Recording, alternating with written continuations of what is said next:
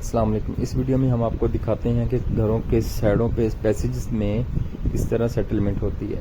इसके लिए ये घर जिसमें हमें ये प्रॉब्लम नज़र आएगी, इस जगह पे सेटलमेंट हो रही है, तो हमने इस जगह को काढ़ा। ये रेन वाटर के पाइप की वजह से यहाँ पे सेटलमेंट हो रही थी। इसका पानी डायरेक्ट नीचे फ्लोर से ज़मीन के अंदर जा रहा था। इस चीज़ को हमने सारे को उखाड़ा और इसके बाद हम इसकी रिपेयर शुरू कर देते हैं।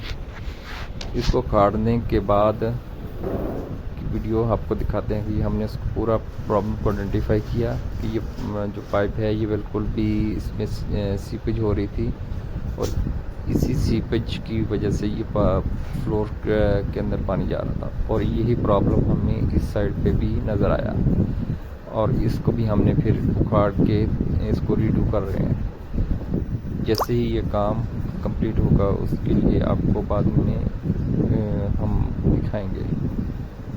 तो उस वक्त तक के लिए अल्लाह हाफ़िज़।